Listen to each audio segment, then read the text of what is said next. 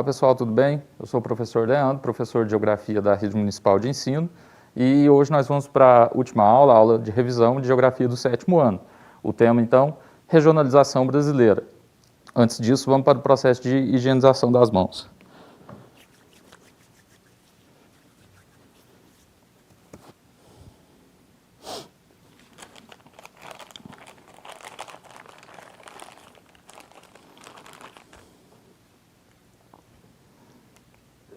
Então, primeiro, por que regionalizar?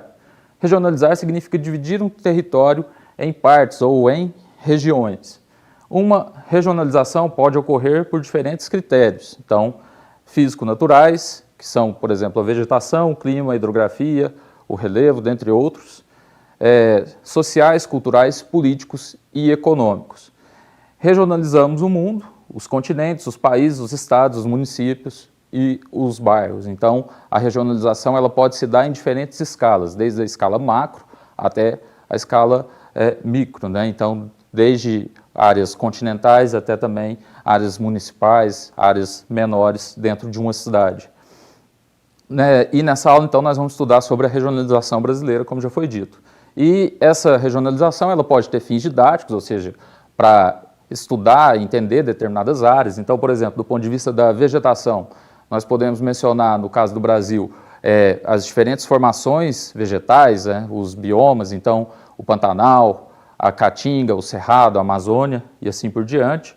E também para a administração, então essas regiões que o IBGE, o Instituto Brasileiro de Geografia, define, Geografia e Estatística define, elas servem também para fins de gestão do território, ou seja, para direcionar recursos, para entender qual o nível de desenvolvimento socioeconômico de uma determinada área e assim por diante também.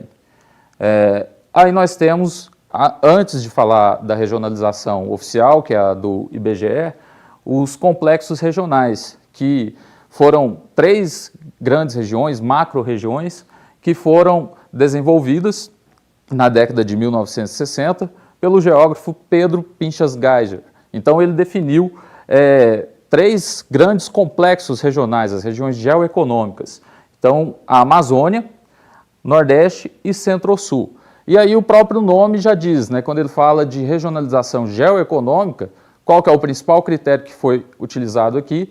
Justamente o critério econômico, ou seja, leva em consideração, além de aspectos do meio físico desses territórios, que também contribuem para a questão econômica, uma vez que as atividades econômicas elas têm uma relação também com o que o território oferece, e ela vai se pautar principalmente, além disso, no critério econômico, ou seja, no tipo de atividade econômica, no tipo de desenvolvimento socioeconômico que esses 3 grandes complexos têm. Aí então, observem um detalhe, nesse caso aqui, o limite dos estados ele não necessariamente é respeitado. Então, o que interessa aqui é justamente o critério que foi estabelecido e não do ponto de vista aqui da delimitação territorial oficial dos estados. No caso de Minas Gerais, por exemplo, nosso estado aqui, nós temos parte dele, a maior porção dele, na região Centro-Sul, no complexo regional do Centro-Sul, mas nós temos o norte do estado de Minas, que já tem uma configuração mais semelhante com com estados do nosso país que estão mais na porção nordeste, pelo fato do clima, da vegetação. Então lá a gente já tem um clima mais próximo do clima semiárido, a vegetação da Caatinga presente nessa região, o que faz com que nessa regionalização, essa região do estado de Minas Gerais passe então a pertencer à região nordeste. Isso vai acontecer também com o estado do Mato Grosso e Tocantins aqui, que estão divididos entre as regiões Centro-Sul e a Amazônia, e o Maranhão, por exemplo, que está dividido entre a Amazônia e o Nordeste. Então, há casos aí de estados que uma porção está numa determinada região e outra porção em outra região devido a essas características geoeconômicas. E aí nós temos então a regionalização que foi estabelecida, a regionalização oficial, que foi estabelecida pelo Instituto Brasileiro de Geografia e Estatística, o IBGE. E aí então nós temos grandes 5 regiões. A região norte, aqui na cor verde, a região nordeste na cor vermelha. Na cor laranja nós temos a região centro-oeste. Na cor verde clara nós temos o sudeste. E na porção mais no extremo sul, nós temos a região sul aqui na cor roxa. Então, essas são as 5 grandes regiões que foram estabelecidas pelo IBGE. Nesse caso aqui, observem que o limite dos estados é sempre respeitado. Um dos critérios que pode ser observado aqui é justamente o da localização, que inclusive está presente no nome dessas regiões. E além disso também, outros fatores físicos, naturais, fatores sociais, que também contribuíram para a definição dessas regiões aqui do território brasileiro.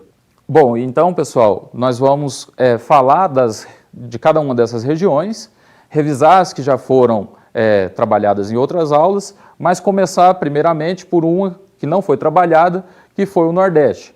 Então, no caso do Nordeste, nós temos também sub-regiões. Então, dentro dessa região, que foi estabelecida pelo IBGE, ela também tem uma subdivisão regional. Então, nós temos aqui no número 1, o Meio Norte, número 2, o Sertão, o 3, o Agreste, e aqui na faixa litorânea, o 4, a Zona da Mata, que nós já vamos ver detalhes um pouquinho à frente aqui. E aí, então, foi a primeira região a ser ocupada, pelos colonizadores no território brasileiro. Então, todas essas regiões, na verdade, já eram ocupadas anteriormente por outros povos, mas os colonizadores, eles adentraram primeiro na atual região nordeste do Brasil. E aí, então, houve a extração de pau-brasil, produção de cana-de-açúcar, e isso deu início a esse processo de ocupação colonial no nosso território. Tem a segunda maior concentração populacional, em termos de regiões, no território brasileiro. Tem muitos contrastes sociais e econômicos, nós vamos falar de alguns deles, a desigualdade social e grande diversidade cultural também. Então, aqui as principais características de cada uma dessas sub-regiões do Nordeste brasileiro. A primeira delas, a Zona da Mata, que é aquela faixa costeira. Clima tropical úmido, devido a esse clima, a gente tem a presença da Mata Atlântica, relevo de planícies e tabuleiros costeiros, então a planície costeira do litoral brasileiro, que é encontrada também na Zona da Mata, no Nordeste, é a mais populosa, é onde se encontram as principais capitais, metrópoles da região Nordeste, como por exemplo Recife, Fortaleza, Natal e outras cidades. Tem um turismo muito forte também, comércio, devido às belezas naturais das praias que se formam naquela região. Tem a porção também industrial bastante desenvolvida, então as atividades industriais na Zona da Mata são relativamente fortes. Agricultura de exportação, cacau e açúcar, e o recôncavo baiano também, que demonstra essa questão do aspecto cultural que é muito forte nessa região. O Agreste, que poderíamos definir aqui como uma faixa de transição entre a Zona da Mata e o Sertão, então ele vai ter ali tanto áreas úmidas como áreas mais secas, já próxima do clima tropical semiárido que a gente encontra no Sertão. A vegetação, devido a essa característica de faixa de transição entre uma área e outra, nós vamos encontrar também Mata Atlântica e Caatinga, o Planalto da Borborema, que é uma região onde se forma uma faixa de relevo mais elevado, que vai inclusive contribuir também para a diferenciação do regime de chuvas entre a Zona da Mata, o próprio Agreste e o Sertão. Então, é um elemento físico no território que compõe o relevo e que interfere na questão tanto do clima como da vegetação naquela região. E então predomina a agropecuária de subsistência. O que significa isso? Aquela que é desenvolvida por agricultores familiares para, basicamente, o sustento da sua própria família, a manutenção da sua propriedade. Então, essa é a economia predominante na região. No caso, então, o Sertão, como eu já havia dito, clima tropical semiárido, onde se desenvolve a caatinga e formado aí, basicamente, do ponto de vista do relevo, por chapadas e depressões. E aí nós vamos ter também uma agropecuária de subsistência, assim como na região do Agreste, e fruticultura irrigada, ou seja, produção de frutas com base na irrigação das lavouras, onde nós temos a produção frutífera lá na região. E, por fim, o meio norte, que é aquele número 1 do mapa que nós vimos, clima tropical típico. Nós temos lá a Mata dos Cocais, onde se tem o extrativismo como uma atividade muito forte, do coco de babaçu, por exemplo, e baixas altitudes, então uma região que tem altitudes relativamente mais baixas do que as demais regiões, com exceção da zona da mata, onde nós encontramos também a planície costeira do território brasileiro. Então, como eu já disse, o extrativismo, a agropecuária também está presente nessa região e a presença da ferrovia Norte-Sul. Com relação aos principais problemas sociais e ambientais da região Nordeste. Desmatamento, principalmente na zona da mata, onde nós temos a Mata Atlântica, como vimos agora há pouco. A desertificação, que ela é ocasionada, né, digamos assim, devido à seca que ocorre na região do sertão. Então, processo de intensificação da aridez do clima que já é semiárido, vai também ocasionando o chamado processo de desertificação, tornando essa região ainda mais árida. Pobreza e violência urbana, que ocorre tanto nas cidades interioranas, por ter uma economia mais frágil, poucos empregos, então ela ocorre tanto na porção das cidades menores, no interior, mas também nas grandes metrópoles que a região Nordeste tem no seu interior.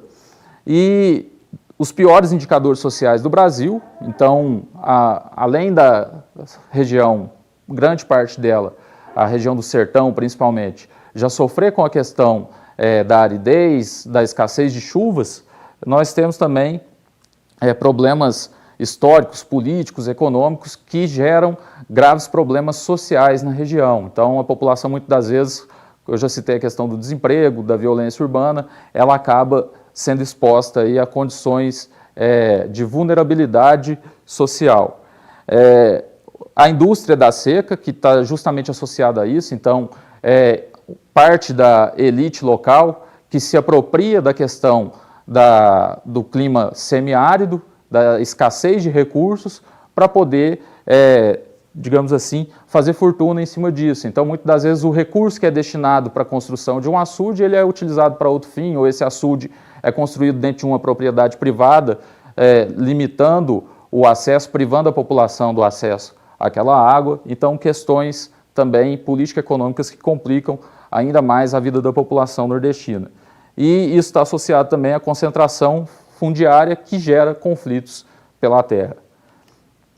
No caso, então, agora, falando das regiões Sudeste e Sul. No Sudeste, o que predomina é o clima tropical, vamos ter variações desse clima, na porção litorânea, o tropical úmido, que tem um regime de chuvas mais intenso.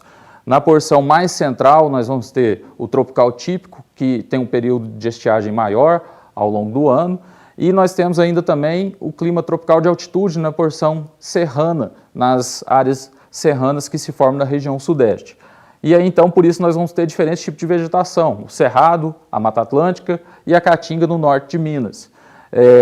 O relevo, vão predominar aí planaltos, poucas depressões e também as planícies litorâneas, a planície costeira. Do ponto de vista da hidrografia, nós temos rios de planalto caudalosos, ou seja, com grande volume de água, que facilitam, propiciam a produção de energia hidroelétrica, ou seja, aquelas usinas que geram energia elétrica que a gente consome através da energia que a água produz. O Rio Paraná, que é um dos rios mais importantes do território brasileiro, que, além disso, também é um rio navegável, então ele serve ainda como via de transporte também, e a presença do aquífero Guarani numa grande extensão, tanto da região sudeste como da região sul, que é o principal aquífero, o principal reservatório de água subterrânea natural que nós temos no nosso território. No sul nós temos o clima subtropical, predomina a Mata Atlântica, a mata das araucárias e os campos, os pampas gaúchos.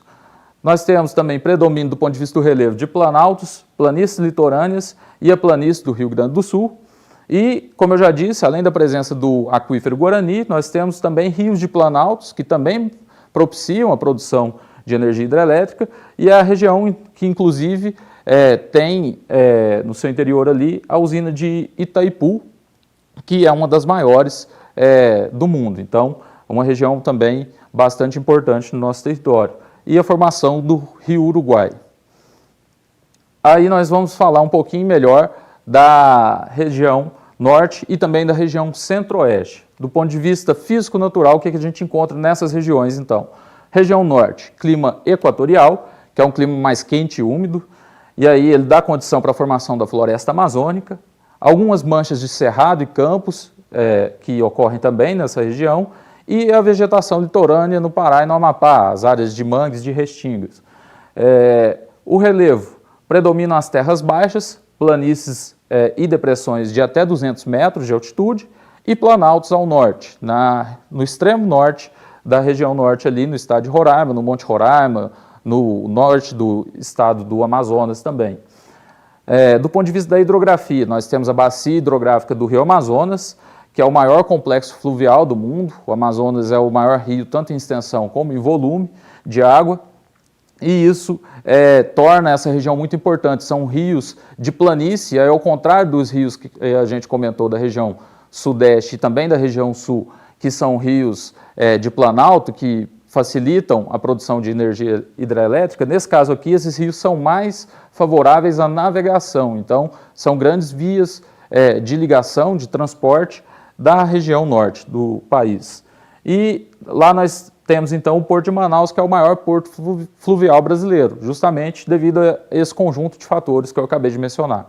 Na região centro-oeste nós temos clima tropical, que vai dar condições para a formação do cerrado, algumas faixas ali que nós temos também a formação da floresta amazônica, ao norte do Mato Grosso, mata tropical, nos vales fluviais, e também o complexo do Pantanal, entre as regiões, entre os estados do Mato Grosso e Mato Grosso do Sul.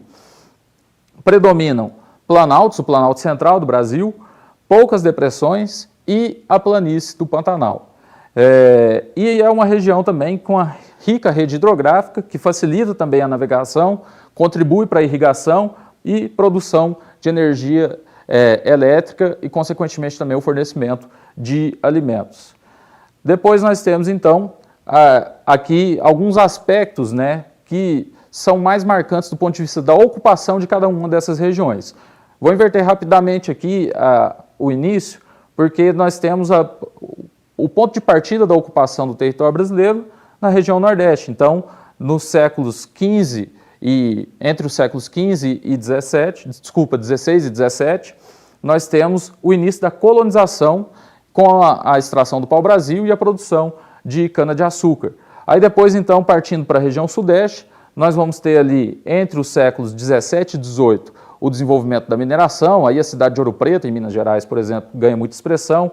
A cafeicultura, principalmente no estado de São Paulo, e que, inclusive, a economia cafeeira, com o declínio da economia da cana-de-açúcar e do algodão também, que era outro produto da região Nordeste, que tinha uma grande expressão na economia, esses produtos eles perderam um pouco de valor no mercado e a cafeicultura ela veio crescendo. E a economia cafeeira do estado de São Paulo foi o que deu condições para que esse estado se industrializasse primeiro também. Então, a região Sudeste foi onde teve início o processo de industrialização no território brasileiro.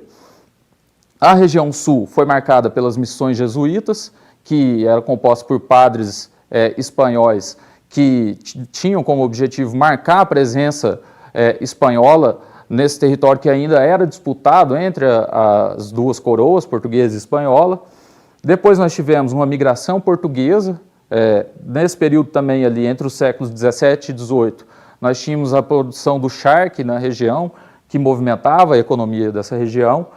Depois o fortalecimento da pecuária, já no século 18 também, e no século 19 a imigração europeia, que, como nós vamos ver mais à frente ali, deu condições para um tipo de formação, de ocupação do território, muito próprio desses imigrantes que vieram da Europa num segundo momento para o Brasil. No norte, nós tivemos então o ciclo da borracha, na virada do século XIX para o século XX, entre 1930 e 1950, a expansão da agropecuária e da mineração nessa região, e a partir da década de 50 até a década de 70, os planos de integração nacional, a criação de projetos de desenvolvimento levando o eixo de desenvolvimento do território brasileiro para aquela região. No centro-oeste, a mineração, então as bandeiras que iam em direção à região centro-oeste, elas começaram a descobrir minérios, e aí a exploração desses minérios deu condição para os primeiros núcleos urbanos se formarem ali. Nós tivemos o projeto Marechal Rondon entre o século XIX e o século XX também, que procurava estudar, entender melhor essa região para facilitar a sua ocupação. Depois nós tivemos, em 1914, a integração nacional. Na década de 1940, a marcha para o oeste e, por fim, que efetivou a ocupação dessa região e a urbanização, a construção de Brasília. Aí, então, do ponto de vista da população e da economia na região sudeste, é a região mais populosa e mais povoada do Brasil, aproximadamente 90 milhões de habitantes, é a mais urbanizada, com as mais altas taxas de urbanização também, formando as grandes metrópoles como São Paulo, Rio de Janeiro e Belo Horizonte. É a região mais industrializada, foi a primeira a se industrializar e permanece sendo a mais industrializada do território brasileiro. Tem uma participação muito expressiva no PIB brasileiro, o Produto Interno Bruto, de 55% aproximadamente. A agropecuária predomina os latifúndios, que são grandes fazendas, e a modernização agrícola, então agricultura mecanizada. Produz-se principalmente cana-de-açúcar, laranja, café, amendoim, soja, arroz, milho e outros. A pecuária bovina é expressiva também, principalmente a leiteira, e extrativismo mineral expressivo, quadrilátero ferrífero e a bacia petrolífera do Rio de Janeiro e Espírito Santo. O quadrilátero ferrífero fica na porção central do estado de Minas Gerais. População e economia no sul. Apresenta a menor área territorial, a região sul apresenta a melhor qualidade de vida do país, então lá os cidadãos eles têm condições de vida em média, melhor do que o restante da população brasileira, menor taxa de mortalidade, maior expectativa de vida. Depois da região sudeste é a mais industrializada e também com o maior PIB na sequência. Assim como o sudeste apresenta uma agricultura moderna e é grande produtora de grãos também, soja, milho, dentre outros. Diferente de outras regiões no sul, predominam as pequenas propriedades, que está relacionado àquela imigração europeia que ocorreu já no século XIX. Então, esse modelo que veio com outros povos da Europa, como poloneses, alemães e ucranianos, italianos, ele contribuiu para uma estrutura fundiária, ou seja, divisão de terras, bastante diferente do restante do território brasileiro. Tem também alguns latifúndios nos campos gaúchos e a longa tradição na pecuária e forte articulação com a agroindústria. Na região norte, nós temos a região menos povoada do território nacional, com a maior área territorial. Menos povoada por quê? Porque ela abriga a floresta amazônica. Então, a floresta densa que ocupa aquela região, e por ter sido a última também a ser alcançada, digamos assim, nesse modelo de ocupação e de uso do território que nós temos desde a colonização, ela permanece sendo a menos ocupada. Presença de grandes empresas agropecuárias e de mineração, tanto nacionais como estrangeiras, expansão da pecuária, abertura de pastagem na Amazônia, é responsável por mais de 75% das áreas desmatadas, então essas atividades que têm alcançado a região norte, elas também contribuem para a devastação dessa vegetação que permanece em grande parte ainda preservada. O setor industrial concentra-se principalmente na Superintendência da Zona Franca de Manaus e também no Polo Industrial de Manaus. No Centro-Oeste, nós temos uma região também pouco populosa e pouco povoada, assim como a região Norte. Isso significa que não é uma região que tem uma população muito grande e também não tem uma grande população por metro quadrado, quando a gente fala que é pouco povoada. A região encontra-se em plena expansão econômica, tem também o maior rebanho bovino do Brasil, mais de 72 milhões de cabeças de gado, uma agropecuária muito forte, grande parte da produção de grãos no Brasil hoje vem da região centro-oeste, então do estado de Goiás, Mato Grosso, produção de soja, do próprio Mato Grosso do Sul também, produção de milho muito expressiva, o forte extrativismo mineral e a atividade industrial é ainda modesta, mas tem crescido nos últimos anos.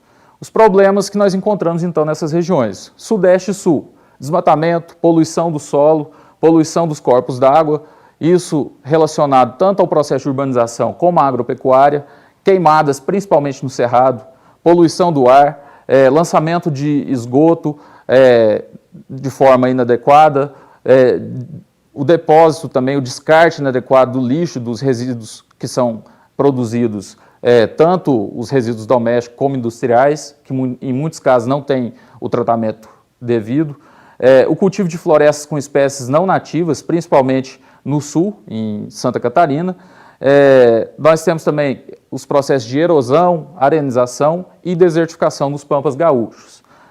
Os principais problemas sociais, nós vamos encontrar desemprego, favelização, ou seja, formação de áreas de ocupação irregular das favelas, violência e pobreza, em muitos casos também associado, a concentração fundiária, que é um problema também, principalmente no Sudeste, os congestionamentos, poluição. Então essas grandes metrópoles elas acabam aglomerando muitas pessoas e nós temos aí problemas decorrentes disso também.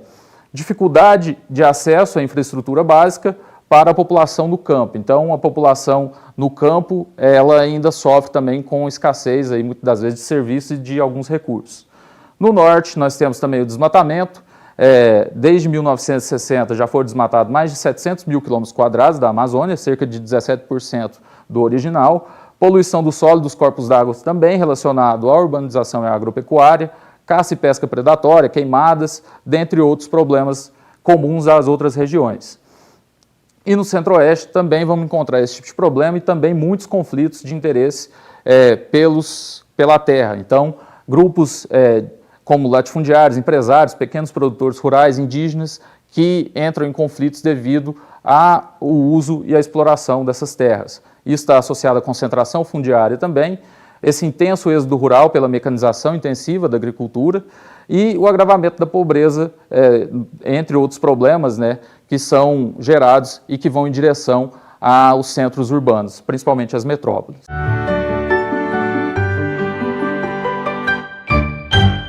Bom, então é isso, pessoal. Encerramos aqui as aulas de Geografia do 7º ano. Esse ano foi um pouquinho diferente, né, as aulas pela TV, pela internet.